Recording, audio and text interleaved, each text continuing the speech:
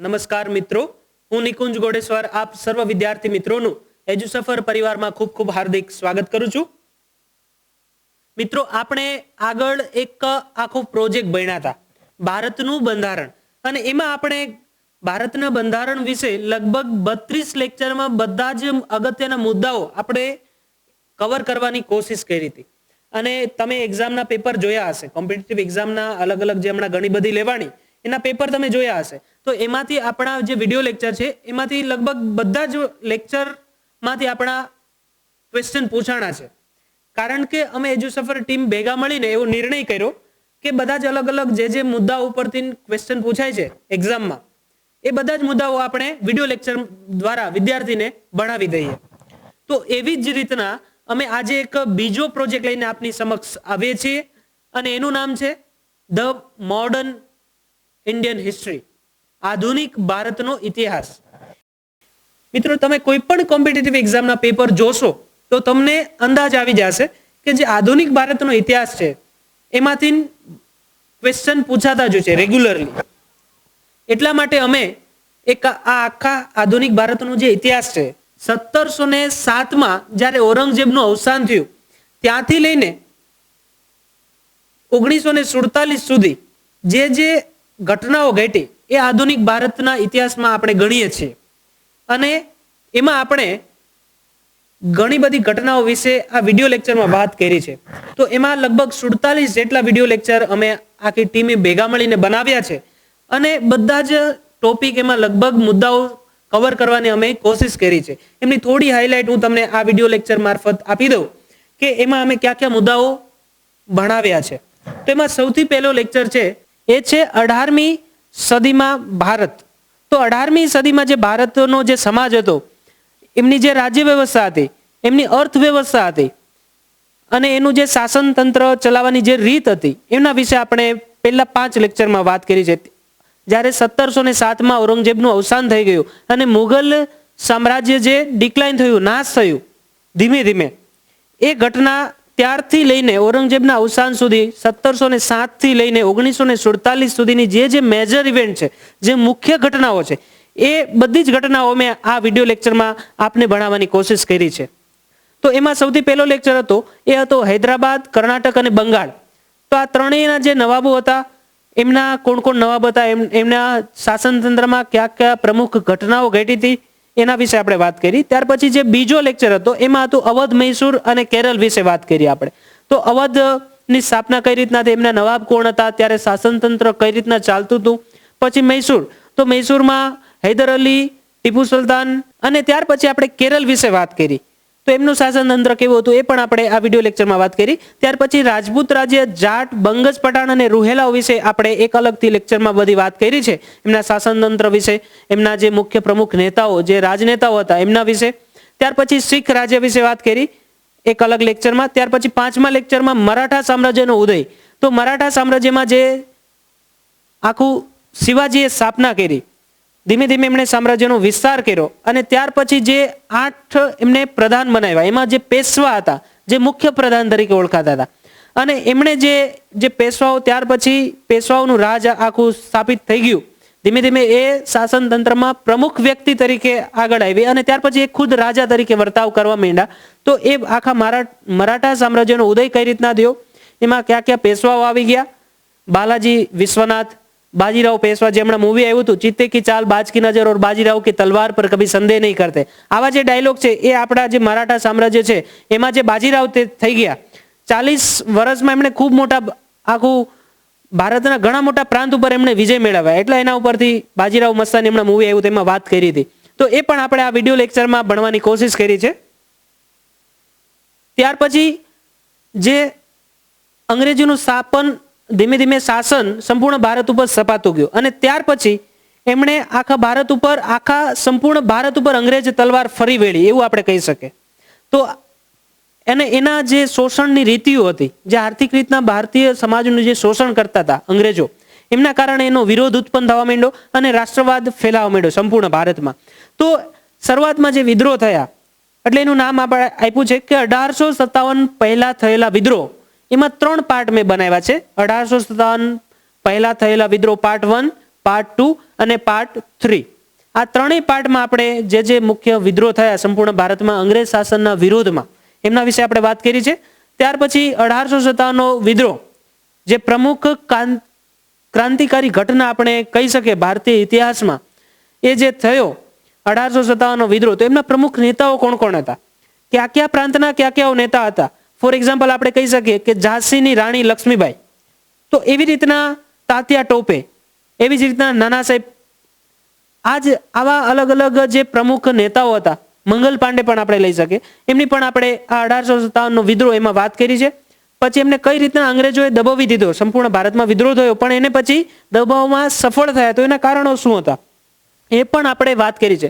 મિત્રો, આ જે વિડીયો લેક્ચર તમે ભણશો એના આધારે તમે ફેક્ચ્યુઅલ જે વાત છે કે ક્યારે શું ઘટના ઘટી, કયા વર્ષે કયું યુદ્ધ થયું, કયા પ્રમુખ નેતા કયા પ્રદેશના હતા, એના તો આપણે વાત કરી છે. પણ જ્યારે તમે યુપીએસસી અથવા જીપીએસસીનું જે મેઇન્સ એક્ઝામ હોય છે એમાં ડિસ્ક્રિપ્ટિવ પેપર હોય છે, એમાં હિસ્ટ્રીના જે ક્વેશ્ચન પૂછાય, તો એમાં તમે જે પેપર લખશો તો એમાં આખો તમારો એંગલ જે વ્યૂ ક્રિએટ થાય, એવા રીતના આપણે ફેક્ચ્યુઅલ ડેટા નથી ભણ્યા, પણ એમની સાથે સાથે તમારી લખાણ સ્કિલ ડેવલપ થાય એટલા માટે આપણે બીજી પણ આજુબાજુનો જે સમાજ છે એના ઉપર પણ આપણે એવું કહી શકીએ કે બધા જ એંગલથી આપણે વાત કરી છે આ વિડીયો લેક્ચરમાં.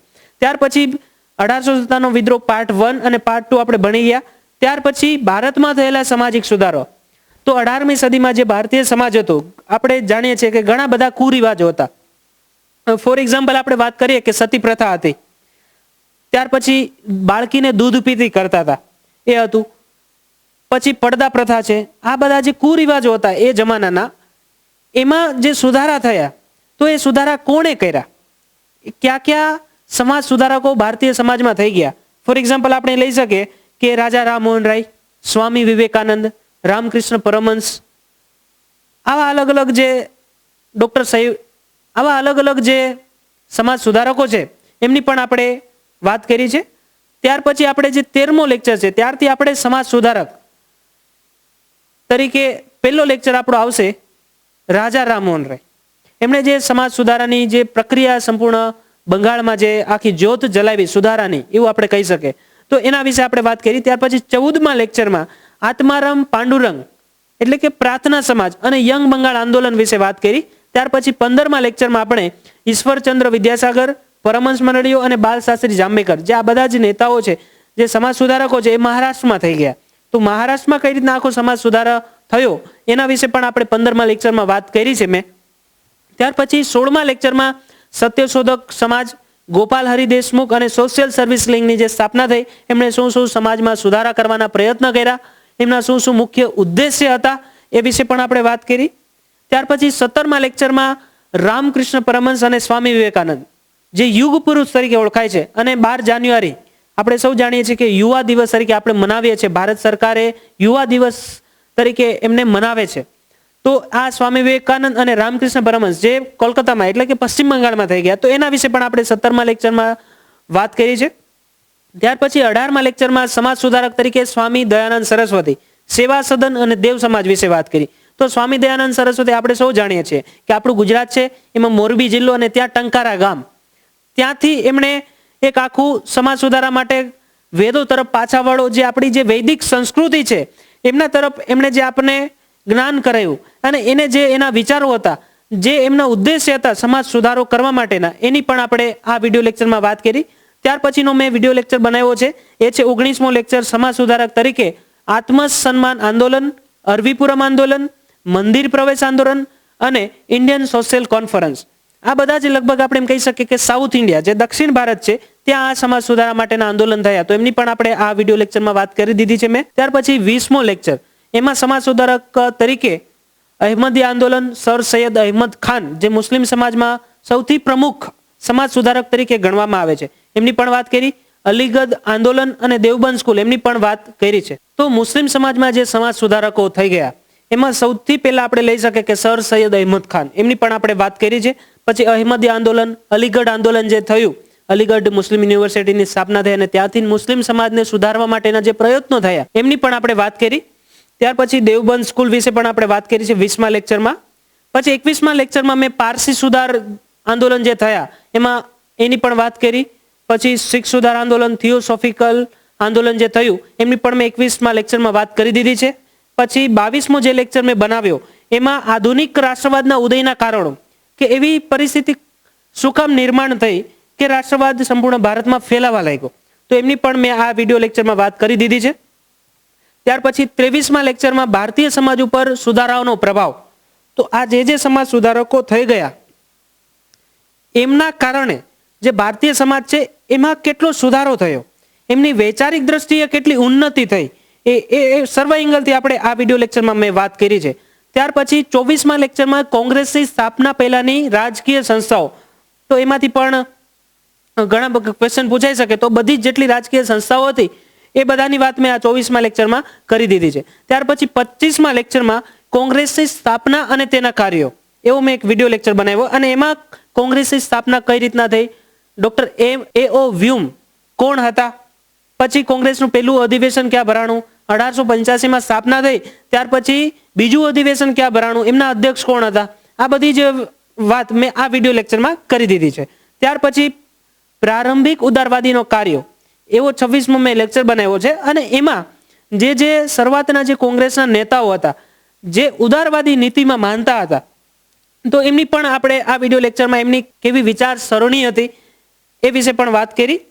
ત્યાર પછી 27મા લેક્ચરમાં બંગાળના ભાગલા, જ્યારે 1905માં બંગાળના ભાગલા કર્યા લોર્ડ કર્ઝને, તો એના આધારે પછી એક આંદોલન આખા સંપૂર્ણ ભારતમાં, શરૂઆતમાં તો બંગાળમાં ચાલુ થયું, ત્યાર પછી સંપૂર્ણ ભારતમાં આકાર લેવા માંડ્યું, એ હતું ભંગ આંદોલન, તો એમની પણ આપણે વાત કરી. પછી સ્વદેશી અને બહિષ્કાર આંદોલન, તો સ્વદેશી વસ્તુઓનો વધારે ઉપયોગ કરો અને જે ઇંગ્લેન્ડની જે વસ્તુઓ છે એમનો બહિષ્કાર કરો, એવી વિચારસરણીના આધારે એક આખું આંદોલન ચાલુ થયું, સ્વદેશી અને બહિષ્કાર આંદોલન.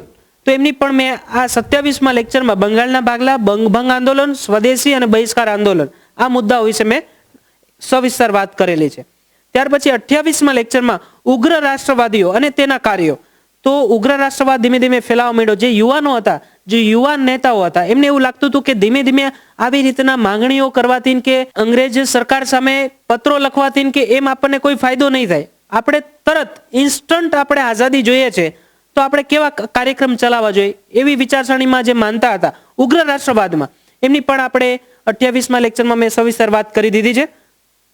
ત્યાર પછી 29મા લેક્ચરમાં કોંગ્રેસનું સુરતમાં જે વિભાજન થયું એ અને મોર્લે મિન્ટો એક્ટ 1909, આ મુદ્દો જે છે મોર્લે મિન્ટો એક્ટ, એમાં તો યુપીએસસીમાં એક્ઝામમાં પ્રશ્ન પૂછાઈ ગયેલા છે, એટલે આ અગત્યનું છે. તો એમાં કોંગ્રેસનું વિભાજન જે 1907માં જ્યારે સુરતમાં થયું એ અને મોર્લે મિન્ટો એક્ટ 1909, એમની પણ વાત કરી.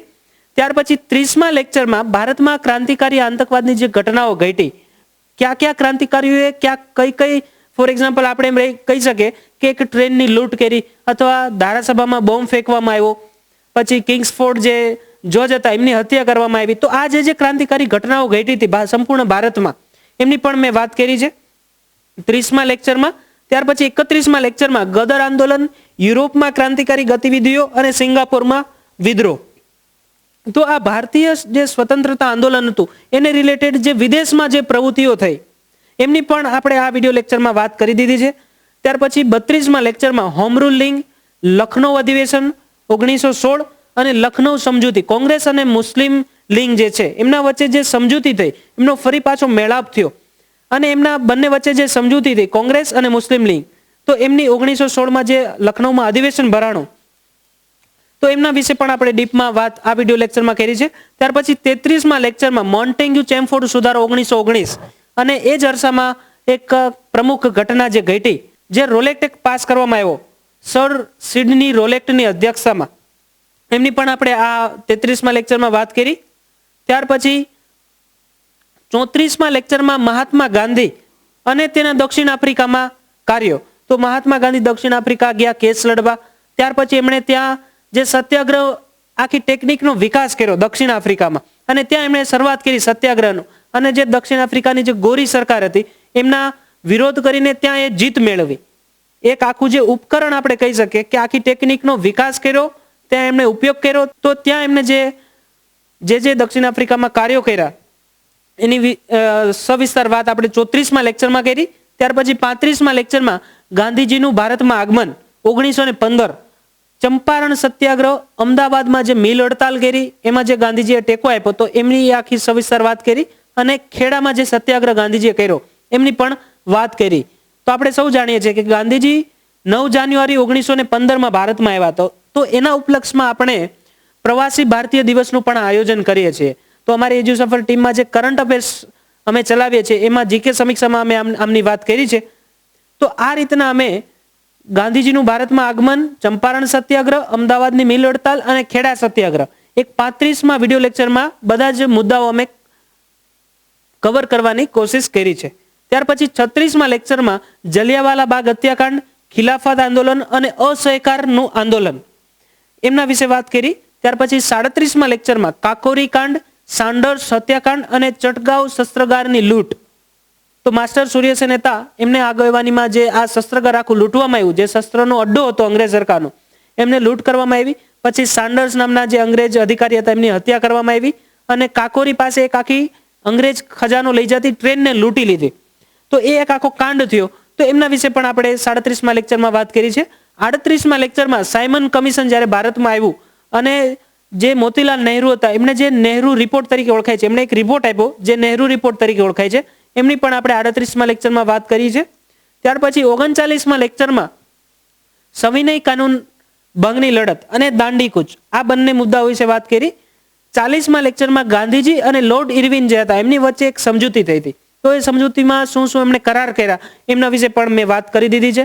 પછી સાંપ્રદાયિક નિર્ણય એમના વિશે વાત કરી, અને પૂના સમજૂતી જે ગાંધીજી અને ડોક્ટર આંબેડકર હતા એમના વચ્ચે પૂનામાં યરવડા જેલ જે છે ત્યાં એક સમજૂતી થઈ, તો એમની પણ મેં વાત કરી છે.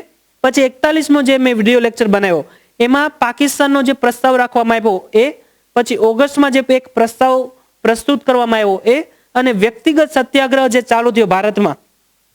તમે સૌ જાણો છો કે વિનોબા ભાવે જે હતા એ પ્રથમ સત્યાગ્રહી તરીકે, વ્યક્તિગત સત્યાગ્રહી તરીકે એ ગાંધીજી એમને નિમા અને સંપૂર્ણ ભારતમાં વ્યક્તિગત સત્યાગ્રહ ચાલુ થયા. એની પણ મેં એ વિડીયો લેક્ચરમાં વાત કરી દીધી છે. ત્યાર પછી 42માં લેક્ચરમાં ભારત છોડો આંદોલન જે 8 ઓગસ્ટ અને 1942ના રોજ ચાલુ થયું હતું સંપૂર્ણ ભારતમાં. ત્યાર પછી 9 ઓગસ્ટમાં બધા જ નેતાઓની ધરપકડ કરવામાં આવી અંગ્રેજ સરકાર દ્વારા. અને ત્યાર પછી આખું ભારત છોડો આંદોલનનો ઉદ્દેશ્ય શું હતો? કરો અને મરો, એવો એક મંત્ર આપ્યો હતો ગાંધીજીએ, કરો યા મરો. તો એ આ બધી જે વાત છે એ મેં એ વિડીયો લેક્ચરમાં કરી દીધી છે. ત્યાર પછી 43માં લેક્ચરમાં રાજગોપાલાચારીનો પ્રસ્તાવ, દેસાઈ અને લિયાકત અલીની સમજૂતી અને વેવેલ યોજના, જે લોર્ડ વેવેલ હતા એમણે એક યોજના રાખી, તો એમની પણ મેં વાત કરી. ત્યાર પછી આઝાદ હિંદ ફૌજ જે સુભાષચંદ્ર બોઝ હતા, જેને આપણે સૌ નેતાજીના નામથી ઓળખીએ છીએ, અને એમણે આઝાદ હિંદ ફૌજની આખી રચના કઈ રીતના કરી, એમણે સંપૂર્ણ આઝાદ હિંદ ફૌજની રચના કઈ રીતના કરી, અને એ બધી વાત આપણે આ વિડીયો લેક્ચરમાં મેં કરી દીધી છે. ત્યાર પછી 45માં લેક્ચરમાં કેબિનેટ મિશન જે ભારત મોકલવામાં આવ્યું અંગ્રેજ સરકાર દ્વારા, એમની પણ વાત કરી મેં વિડીયો લેક્ચરમાં. અને 46માં લેક્ચરમાં જે લોર્ડ માઉન્ટ બેટન હતા એમણે 3 જૂન 1947માં એક યોજના પ્રસ્તુત કરી કોંગ્રેસ અને મુસ્લિમ લીગ સમક્ષ. તો આ જે યોજના હતી એ માઉન્ટ બેટન યોજના તરીકે ઓળખાય છે. તો એમના ઉપર મેં આખો એક વિડીયો લેક્ચર બનાવ્યો છે, અને એમાં સવિસ્તાર એ બધી જ ઘટનાઓ, એમને શું યોજનાના જે મુદ્દાઓ હતા એ બધી આપણે વાત કરી દીધી છે મેં. ત્યાર પછી 47માં લેક્ચરમાં ભારતીય સ્વતંત્રતા અધિનિયમ 1947 કે ભારત આઝાદ થયું તો એમના માટે એક આખો અધિનિયમ ઘડવામાં આવ્યો, અને એ અંગ્રેજ જે સંસદ હતી ત્યાં પાસ થયો. અને ત્યાર પછી એ ભારતીય સ્વતંત્રતા અધિનિયમ 1947 તરીકે ઓળખાય છે એ, અને અંગ્રેજો દ્વારા ભારત છોડવાના મુખ્ય કારણો શું હતા એ પણ મેં આ છેલ્લા વિડીયો લેક્ચરમાં સવિસ્તાર વાત કરી દીધી છે. તો આ રીતના સંપૂર્ણ આધુનિક જે ભારતનો ઇતિહાસ છે 1707 એટલે કે ઔરંગઝેબના અવસાનથી લઈને 1947 ભારત જ્યારે આઝાદ થયું, આ બંને વચ્ચેનો જે સમયગાળો છે, આ બંને સમયગાળાની વચ્ચે જે પ્રમુખ વ્યક્તિઓ, જે નેતાઓ આવ્યા, એ પર્સનાલિટી જે સંપૂર્ણ દેશની હતી, મુખ્ય પર્સનાલિટી, એમની પણ મેં વાત કરી. જે ક્રાંતિકારી આંદોલન થયા એમની પણ આપણે આ વિડીયો લેક્ચરમાં વાત કરી છે. ત્યાર પછી જે સમાજ સુધારા માટેના જે આંદોલન થયા એમની પણ વાત કરી, અને અંગ્રેજ સરકારની જે નીતિઓ હતી શોષણ કરવાની એમની પણ આ વિડીયો લેક્ચરમાં અમે વાત કરી દીધી છે. તો આ રીતના સંપૂર્ણ આધુનિક ભારતનો ઇતિહાસ માત્ર 47 લેક્ચરમાં અમે આખી ટીમે તૈયાર કરીને આ વિડીયો લેક્ચર બનાવ્યા છે અને સ્પેશિયલ કોમ્પિટિટિવ એક્ઝામની જે તૈયારી કરે છે, ઇવન જીપીએસસી ની કરતા હોય, યુપીએસસી ની કરતા હોય, સ્ટાફ સિલેક્શન ની કરતા હોય, બેંકની કરતા હોય, તો આધુનિક ભારતનો ઇતિહાસ જે છે અથવા સ્વતંત્રતા માટેની જે આંદોલન છે, સ્વતંત્રતા આંદોલન, આમાંથી રેગ્યુલરલી પ્રશ્ન પૂછાતા જ હોય છે. તો આ વિડીયો લેક્ચર તમે બધા જોજો. માત્ર વિદ્યાર્થીઓને ફાયદો થાય એટલા માટે આ વિડીયો લેક્ચર અમે યુટ્યુબમાં ફ્રીમાં અપલોડ કરીએ છીએ. પણ ગુજરાતીમાં આવો એક પ્રયાસ કર્યો છે કે ગુજરાતીમાં જ બધું મટીરિયલ વિદ્યાર્થીઓને મળી રહે અને વિડીયો લેક્ચરમાં મળી રહે. આ વિડીયો લેક્ચર મારફતે એ આખું ભારતનો જે ઇતિહાસ છે, આધુનિક ભારતનો ઇતિહાસ, એ ભણી શકે. તો એના માટે અમે આ એક કોશિશ કરી છે. તો આપ સૌ ખૂબ સારા માર્ક મેળવશો કોમ્પિટિટિવ એક્ઝામમાં, એવી આપ સૌને શુભકામનાઓ. તો મિત્રો, કેવો લાગ્યો આ વિડીયો લેક્ચર? અમારો આ પહેલો આધુનિક ભારતના ઇતિહાસ ઉપરનો પહેલો વિડીયો લેક્ચર છે, જેમાં ઇન્ટ્રોડક્શન છે કે આખો આપણો પ્રોજેક્ટ છે એમાં કેટલા મુદ્દાઓ આપણે કવર કર્યા છે અને એક્ઝામમાં કયા એંગલથી પ્રશ્ન પૂછાશે એ તો તમે વિડીયો જોશો એટલે તમને આઈડિયા આવી જશે. પણ એ બધી વાત આપણે કવર કરવાની, મુદ્દાઓ કવર કરવાની વાત કરી છે. તો કેવો લાગ્યો તમને આ વિડીયો લેક્ચર? જો તમને પસંદ આવ્યો હોય તો જરૂરથી આ વિડીયોને લાઈક કરો, તમારા મિત્રો સાથે શેર કરો અને જે અમારી યુટ્યુબની જે ચેનલ છે એને સબસ્ક્રાઇબ કરો, જેથી કરીને અમે જ્યારે વિડીયો અપલોડ કરીશું તો તમને રેગ્યુલરલી એમના મેસેજ મળતા રહેશે ઈમેલ દ્વારા. તો આ વિડીયો લેક્ચર જોવા બદલ આપ સૌનો ખૂબ ખૂબ આભાર. જય હિન્દ, જય ભારત.